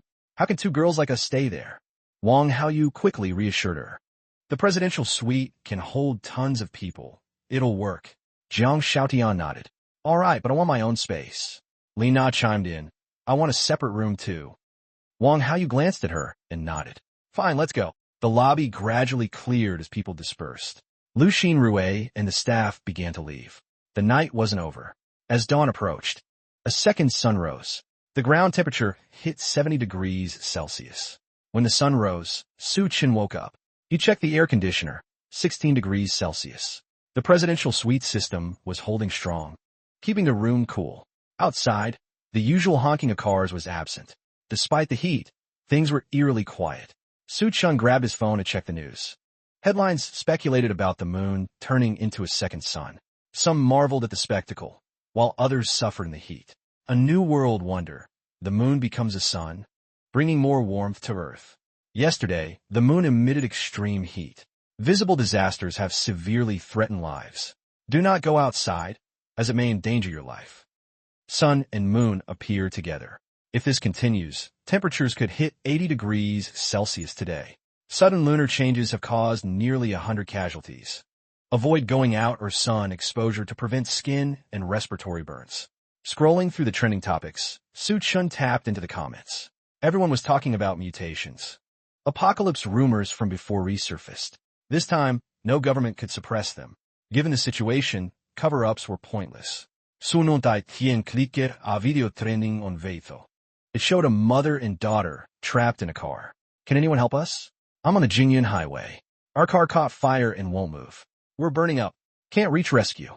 The car's AC is dead, and the temperature's rising. My daughter's so young. She can't take it. Watching, Su-chun murmured, didn't expect the apocalypse to hit this hard right away. In my past life, I hid in a shelter, barely aware of the outside. Now, it's worse than I imagined. Fortunately, one thing worked in their favor. The blazing moon shifted to the other side of Earth, preventing temperatures from soaring to 80 degrees Celsius. But the good news didn't last long. As time passed, by noon, the air temperature on Earth hit 75 degrees Celsius, with ground surfaces reaching 100 degrees Celsius. Su-chun glanced at the weather forecast, stretched, and didn't pay it much mind. When he parted the curtains, sunlight streaming through the glass prickled his skin noticeably. One could only imagine the damage it would cause with direct exposure. He avoided the light and peered out the window. Then, he pulled some food ordered from Luching Hotel out of his spatial storage. Cold pig ears, steamed carp, and a box of rice. A simple breakfast. He still couldn't cook for himself. His main focus was waiting for Gao Chong's opportunity to arise. Based on his past life memories, Gao Chong had a chance to kill a ferocious creature. He obtained a crystal core from its body, likely the key to gaining top-tier power. In his past life, Gao Chong was dubbed the Skull Crusher for his physical enhancement ability, boasting immense attack strength. Su-chun's spatial ability, however, was mental. In the apocalypse, powers were divided into mental and physical categories. Other distinctions weren't clear. When food was scarce, who had time to categorize power levels? This time, I'll be the Skull Crusher. Gao Chong's opportunity was his now. Su-chun waited by the window, unsure when the creature would appear, while also keeping an eye on the outside world. Under the searing heat, some cars in the parking lot had already developed flat tires. This indicated ground temperatures around 100 degrees Celsius. Su-chun's new car tires started melting at that point. The extreme heat was arriving faster than he'd expected. Avoiding the sunlight, he sat on the balcony, pulled out a beer, added ice, poured it into a glass, and quietly read while glancing outside. Downstairs, a crowd had gathered in the hotel lobby. They wanted to leave, but the blistering heat outside forced them to abandon the idea. Gao Chong's group came downstairs, frowning at the sunlight outside. "Xiaolu, have you contacted the hotel's rescue team?" he asked. Lu Xinrui nodded. "We've reached out, but they told us not to move and to wait for rescue." Someone nearby shouted, "Wait? Wait my ass. I could spend millions here." Lu Xinrui frowned but stayed silent. She recognized the man, a prominent Xanadu businessman with a net worth over 10 billion. The oppressive heat had him cursing nonstop. Gao Chong addressed him. "Mr. Tan, hold on. In this extreme situation, the government will likely act fast. Right now, tires are melting and rescue teams can't drive here." Mr. Tan, seeing Gao Chong's point, backed off from causing more trouble. "Ah, Fina, get us breakfast, 2 iced beers. Hurry," he barked at Lu Xinrui. With no choice, she sent the kitchen staff to prepare it. Wang Dahai's crew excitedly descended, expecting normal weather, but through the glass, they saw waves of heat shimmering outside. "Brother, what do we do now?" Wang Haoyu asked, puzzled. Wang Dahai stared at the scene, unsure how to get out. It was impossible. 10 minutes in that sun would roast them alive. "Stay for now. I'll call the others to come get us," he said. He pulled out his phone and told Wang Baiyu to arrange food. Wang Haoyu led Jiang Xiaodian to the hotel restaurant. Hey, Xiao Dao, we're at Luqing Hotel. Can you drive over to pick us up? How's the weather? All right, see you soon. Hanging up, Wang Dahai's crew started driving a large van. Since it was parked in an underground garage, they didn't feel the deadly heat. But the moment Xiao Dao drove out, he regretted it. The van barely made it 100 or 200 meters before all 4 tires burst. The vehicle was stranded under the scorching sun. Wang Dahai, cheerfully eating breakfast, was oblivious, but Xiao Dao was in agony. Wang Dahai's phone rang. Yo, Xiao Dao, where you at? Brother, the van's dead. Tires blew. I can't make it. What? Tires blew. Boss, I'm heading back. You guys figure it out. Xiao Dao didn't hang up, opened the door, and sprinted toward the garage. But after a few steps, his rubber shoes began to melt. The soles stuck to the ground, tripping him. Ah! Sizzle. A sound like frying meat came through the phone, then silence. Wang Dahai's face paled. Wang Haoyu, alarmed, asked, Brother, what's up? Wang Dahai swallowed hard. Your brother Dao. He's probably gone. Wang Haoyu froze. What do you mean? Wang Dahai realized this was bigger than he'd thought. On the other side, Gao Chang's group also called for help and pickups. Without exception, no one could reach them. Gao Chang and the others' expressions shifted, a bad feeling creeping in. Gao Chang turned to Mr. Tan. Mr. Tan, call and find out what's happening. Mr. Tan nodded. He had good ties with some officials. After dialing, it took a while for someone to pick up. Minister Zhao, it's Xiao Tan. What's going on out there? Xiao Tan, it's dire.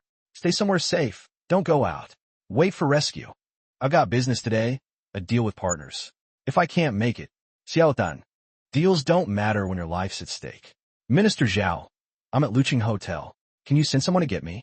Xiao Tan, it's not that I don't want to, but the whole city's out of manpower. Our focus is preventing power failures. If the grid goes down, the consequences are unimaginable. Mr. Tan was stunned. True, if the power failed, it'd be catastrophic. I understand. Gao Chang looked at him. What's the situation? Mr. Tan frowned. No manpower. This is tricky. Gao Chang's eyes widened. He stood and called Lu Xinrui. Prepare 10 days' worth of food for our rooms. Lu Xinrui hesitated. We don't have that much food left. What? How can a hotel like yours run out of food? Lu Xinrui, nervous, explained. Today was restocking day, and not long ago, someone ordered 1,000 banquet tables, so we're nearly out of ingredients. Mr. Tan slammed the table. Then bring out whatever food you've got. Mr. Tan's roar drew every eye in the restaurant toward him. His outburst sparked a shared realization among the crowd. Food. What were they going to do about food? With the current situation, rescue teams likely couldn't reach them. Without food, wouldn't they all starve? Mr. Tan's shout ignited discontent among those around him. What's that supposed to mean? Why should all the food go to you? If you take it all, what do the rest of us eat? Exactly. Think you're hot stuff because you're rich? If you're so rich, why don't you leave? Everyone needs to eat. We split it fairly. No reason to hand it all to you. The crowd buzzed with heated discussions. Mr. Tan's words had stirred a wave of public outrage. Though others lacked his clout, with rescue lines unreachable and the terrifying situation outside, people's hearts began to twist. Some, however, stayed silent, believing this was a temporary glitch that would soon pass. As long as they stayed inside, they'd be fine. Gao Chang stepped in to smooth things over. Everyone, Mr. Tan didn't mean it like that. Don't worry, Mr. Tan's just got a hot temper and startled you all. Duanya, standing aside, said nothing, but an uneasy feeling gnawed at her. This situation was tricky. Some guests began pressing the hotel to serve food. With no other choice, Lu Xinrui gritted her teeth and had the kitchen bring out what they had, besides some fresh ingredients. The hotel had instant noodles and other quick foods, which could last a while. But Lu Xinrui kept that quiet. The air conditioning was still running, set to the lowest temperature. Yet, those in the restaurant were sweating. After the meal, people in the restaurant and lobby gradually dispersed. Lu Xinrui ordered the kitchen to quickly hide the instant food, forbidding any leaks. The kitchen staff, understanding the stakes, retreated to the restaurant's back office. Lu Xinrui, meanwhile, was still focused on work. Su Chen's room payment had expired. Hello, Mr. Su? Your room payment is due. Would you like to extend? Su Chen, reading on the balcony, took Lu Xinrui's call. No can do. Can't go outside right now. I'll settle up when I can. All right, Mr. Su. After hanging up, Su Chan set his phone on the table. Still thinking about work at a time like this? Such a dedicated employee. He resumed reading, brushing off other concerns. The day passed without major issues, but food supplies were dwindling. At night, the scorching moon reappeared, its heat and light unrelenting. This was the eternal day.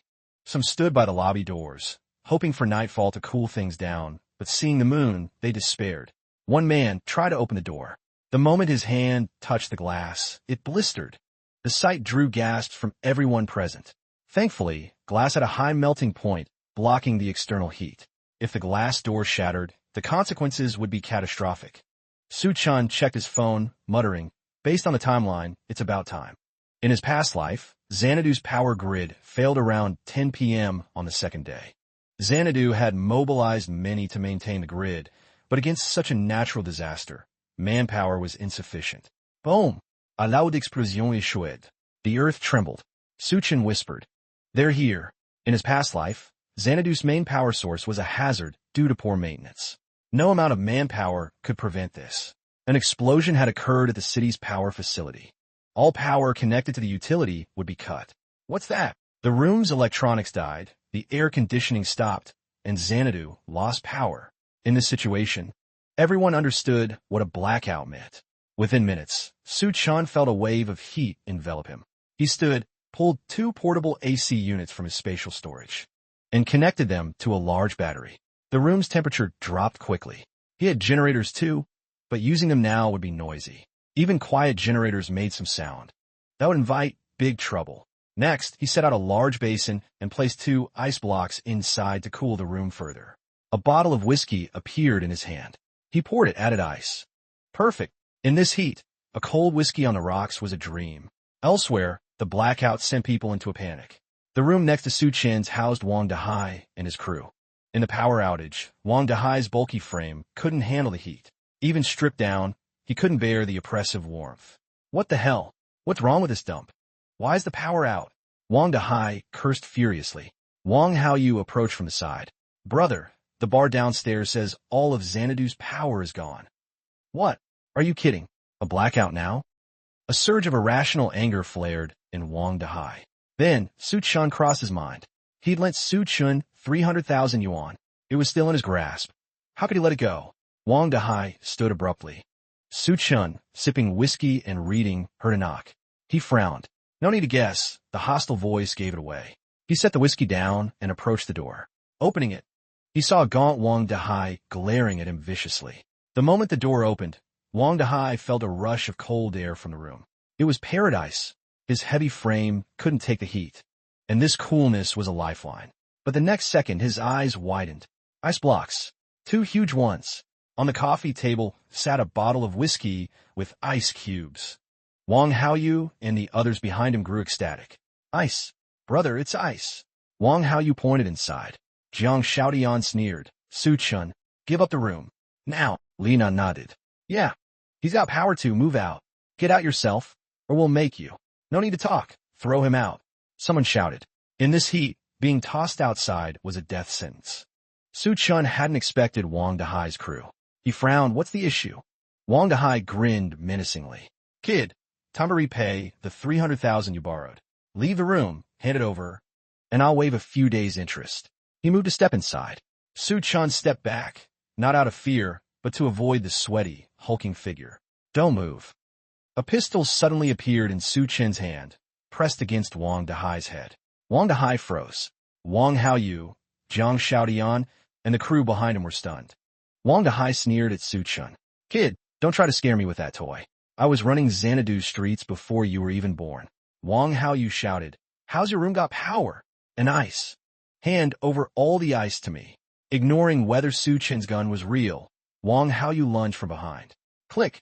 Su Chan's finger moved, and a bullet tore through Wang Dahai's stomach. A burning sensation erupted in his gut. Wang Dahai stared at his abdomen in disbelief. Blood seeped out, the searing pain ripping through him. "Damn it, you actually dared. Don't move." Su Chan kept the gun trained on Wang Dahai. He didn't choose to kill, not because he wanted them alive, but because letting them die now felt too easy. The apocalypse had just begun, and the power had only just gone out. The real fun was just starting. Wang Haoyu, his lackeys, and Zhang Xiaotian were terrified. A gun. A real gun. Not a fake. Where did this guy get it? Wang Dahai trembled, meeting Su Qin's gaze with growing fear. Those cold eyes convinced him this man had the guts to kill. He'd definitely shoot him in the head. Wang Dahai was scared. Not just the Su Qin's eyes, but the gun in his hand. Wang Haoyu and the others were too stunned to speak. Su Qin locked eyes with Wang Dahai, saying calmly, "Want to die now?" Despite his fear, Wang Dahai wasn't some green rookie. "Su Qin, I underestimated you. Didn't think you had the balls." Wang Dahai glanced at the pistol, finely crafted. Not some crude workshop knockoff. Where did this kid get it? Clutching his stomach, he glared at Su Qin. Su Qin pressed the gun forward, finger on the trigger, ready to fire. "Want to die right now?" Wang Dahai stepped back, eyes bloodshot. "Fine. You win, I fold." He turned to leave, but Su Qin's finger tightened on the trigger and fired again without hesitation. Bang! Another shot, this one through Wang Dahai's thigh. "Ah!" Wang Dahai screamed, collapsing in agony. The stomach wound was bad, but this was unbearable. Seeing Wang Dahai, half kneeling in pain, Su Qin said coolly, "Get out now. Keep yapping, and you'll die faster." Wang Dahai shut up completely. He didn't dare utter a word. One more word, and Su Qin might shoot again. Su Qin turned to Zhang Xiaotian's group. Zhang Xiaotian's legs shook, a stream of urine trickling down. Wang Haoyu wasn't much better, the floor beneath him soaked. Su Qin glanced at them. "I'll count to 3. Disappear." 1. No one moved, 2 paralyzed to react. 3. The moment 3 left his lips, the group scrambled away, leaving Wang Dahai crawling on the floor. They didn't even return to their room. Living next to Su Qin filled them with dread. Su Qin frowned at the blood and other fluids outside his door. He rinsed it clean with water, closed the door, and set the pistol on the table. Not bad quality from the Middle East. The gun was purchased from a Middle Eastern arms market.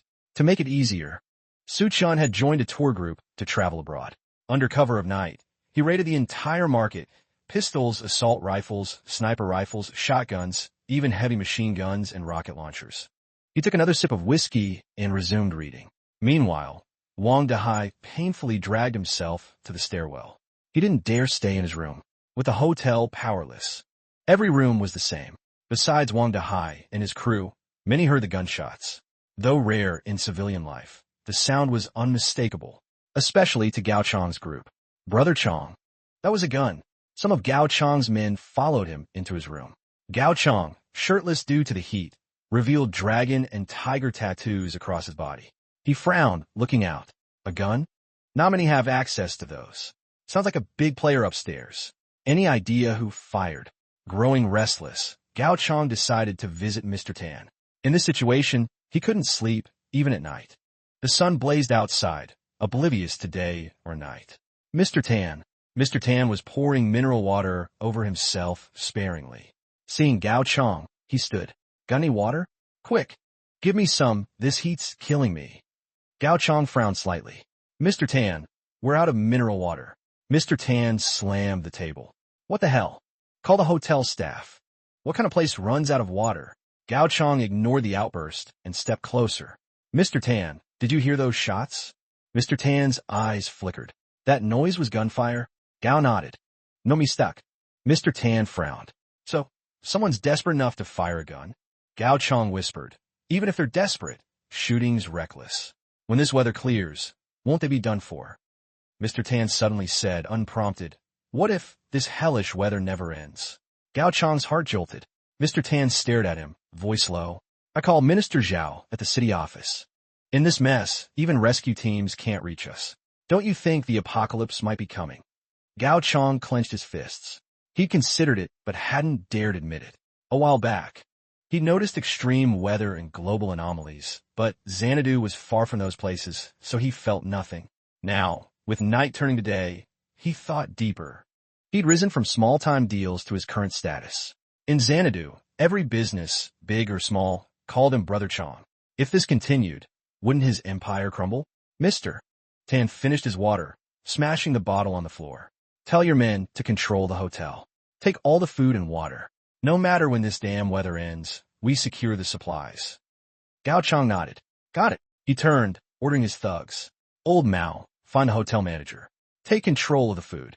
The burly man, old Mao, nodded and left. Gao Chong looked up. A gun? Looks like the guy upstairs has some good stuff.